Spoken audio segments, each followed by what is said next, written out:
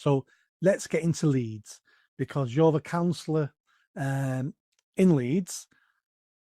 What benefits have you been for the people? The people have voted you now several times now, a few times now. So you're doing something well to be voted in again.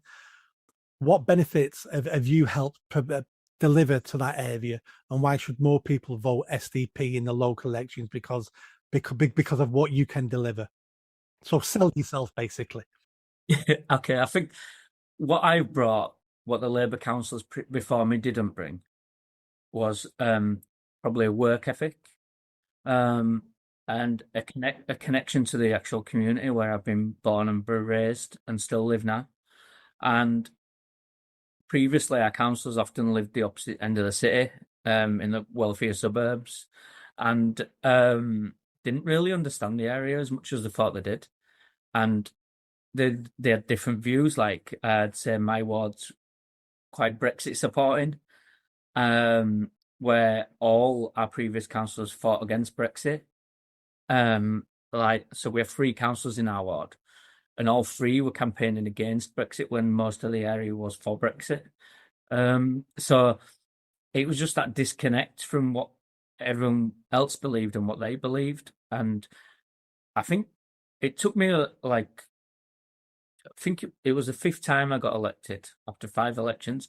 And I think it took that long because it was people but we've always trusted Labour, and it was that reluctance to actually realise they're not what they used to be. And then, and obviously I had that connection with the community where I've been brought up and I know people, and I did what I promised. If I said to people, I'm going to get that fly tipping removed, I got that fly tipping removed.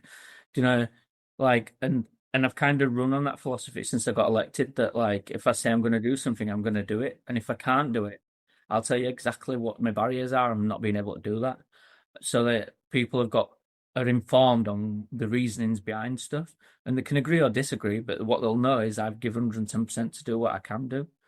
And I think that's kind of what I offer, is that that determination to improve things for where I live as well, and for my own family. And so, my own my gran's 81, and she's probably the one who gives out my number the most, and I'm not going to argue with her.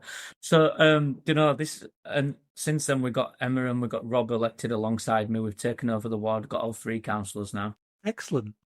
And we've got a good team, and we work well together. We have a WhatsApp group. I was going to pick this up. Yeah, you do that, I'll do this. And it works really well. And first and foremost, we're very probably local centrist. Some of the examples of a lot of stuff what we're getting commissioned from local charities was youth work, for example, but then there'd be minibusing the kids out of our area, and we were like, well, we're not going to fund that, because why can't you do the work here with the kids in their own community? And it was just because it was convenient for them to ferry them out, that's what they did. And we was like, no, we want the work doing here where they live. And I think we unsettled a lot of charities what were that used to just filling forms and getting money. But we kind of made the point of this is what we want for our area. We don't want the way it's been done, because it hasn't worked. So we had a bit of resistance at first from people who felt that we were changing things and we shouldn't be. But I think slowly people are coming round to our way of thinking and actually realising we're not the mad racist xenophobes that we're being painted to be. And actually we're just general, normal, everyday people who want to make change for where they live.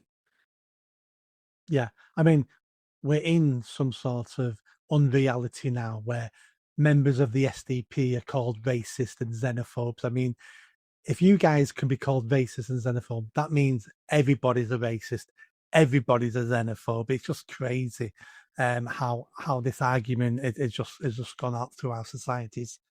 I'll give you one great example. So, I got elected, and then the year after, Emma got elected. So, and during Emma's campaign, I got a phone call from a local who I'd supported with her housing problems, and she says, "Wayne, I'm disgusted what I've just heard on the doorstep."